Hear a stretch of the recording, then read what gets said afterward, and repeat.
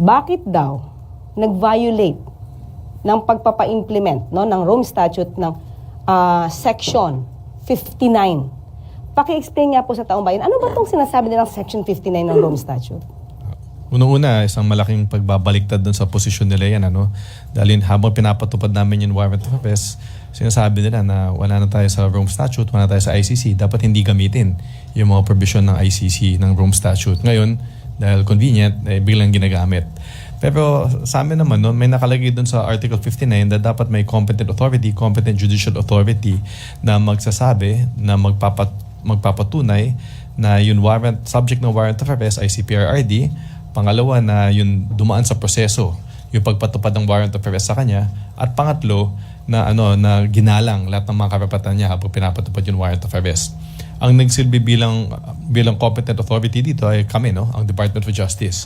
At in fact, yung Prosecutor General natin, napirmahan na niya yung certification at pinadala na natin sa ICC dahil ito ay isa sa kanilang mga requirements bago ma-turn over si PRRD sa kanila. Sa atin, may masama ba na ang DOJ ang nagsilbi bilang competent judicial authority? Walang masama doon. Kasi unang-una, ang DOJ ay may quasi-judicial functions naman yan. At isa sa mga quasi-judicial functions ng DOJ ay sabihin, ay i-determine na kung isang arrest ay valid. Magandang halimbawa dyan ay tuwing kami nagko-conduct ng mga inquest, tuwing nagko-conduct ng inquest sa mga fiscal natin, ang unang-unang ginagawa nila bago pa pagpasya kung ipapasagutin yung respondent, ay alamin muna kung valid yung pag-implement ng warrantless arrest. So ito, walang bago dito. Ginagawa talaga ng mga fiscal natin to na sabihin kung tama ang pag-implement ng isang arrest sa tao. So, anong ginamit? Okay, sabi nga natin, hindi na tayo yung miyembro ng Rome Statute. Ano po in particular, yung ginamit natin na batas para po maging legal po ang pagsisilbi po ng warrant of arrest kay dating Pangulong Duterte? Bukod dun sa ating pagiging member ng Interpol, na yun yung kumbaga naging entry point natin for implementing this warrant of arrest, yung isang batas na ginagamit natin ay yung Republic Act 9851. Ito yung act that punishes crimes against international humanitarian law. Kung titingnan nyo tong batas na to, halos katumbas ito ng Rome Statute. Yung mga krimen na pinaparusahan sa batas na to ay yung mga krimen din na pinaparusahan sa Rome Statute. Halimbawa, yung war crimes, yung genocide, at yung crimes against humanity.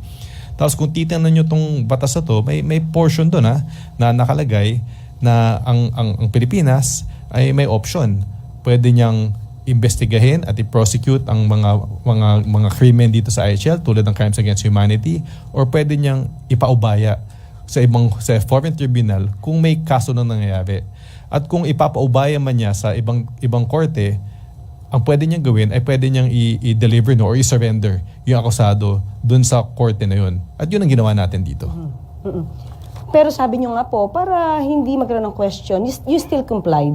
Although hindi tayo dapat nagko-comply kasi hindi tayo miyembro. Hindi na dapat. Still complied too, para magkaroon ng substantial compliance. Kasi procedure na lang yan. Hindi na yan substantive issue, it's a procedural issue na kung para tanggapin ng ICC CPRRD, kailangan may competent judicial authority na magpatunay na nasundan yung mga tatlong gusto nila. At kami, ang DOJ, kami ang nagsilbing bilang competent judicial authority. Ayan. So maliwanag na the DOJ is deemed a competent judicial authority by the ICC. We're not claiming to be, Since but when under the did system, the DOJ become a judicial no, authority? under the system of the ICC. Justice Ascu- I don't think they would have accepted him in the ICC if there was no certification from the DOJ at that time, because the certification was acceptable to the ICC because the DOJ is deemed a competent judicial authority by the ICC. We're not claiming to be, Since but when under the did system, the DOJ become a judicial no, authority? under the system of the ICC. Justice Ascuna, As I think Justice I'll Ascuna need your said, help here. the Namang, Prosecutor General, inaakuna ng executive ang judicial power. The prosecutor, parang malabo na to. Ma'am, the prosecutor in the ICC setup is part of the court. And that's why they're considered competent judicial authority, if I can understand it Pero kung properly. maaalala natin, I think we can ask Justice Ascuna. ang saligang batas na sinumpaan natin, wala namang ganun. Yes, Ang ma'am. court, maliwanag yung It's the Supreme understanding of Court. the ICC I'm explaining, ma'am. Ngayon, ang DOJ na ang korte. Ganon. No, ma'am. No. It's just the understanding of the ICC. that Please make up your mind. Sabi mo, you have judicial power. No, no, we And don't have you're the judicial power. competent Don't put national judicial here we don't authority. put words into action that were not really said. What we're saying is that is the understanding of the I think the same statement ICC. was made by your ASEC or USEC Clavano. Yes, that is the understanding that the ICC has of the function of a prosecutor, because under their system, a prosecutor is part of the court and thus competent judicial authority. That is the ICC's way And the same of treating prosecutor was in a fact prosecutor. Filipino. Well, Sabi, to their understanding, it's competent judicial Yung authority ICC under the ICC. prosecutor na Pakistani English naging Pinoy? Sure ka? Ma'am, they have a different way of looking at judicial authority in the ICC. Chair.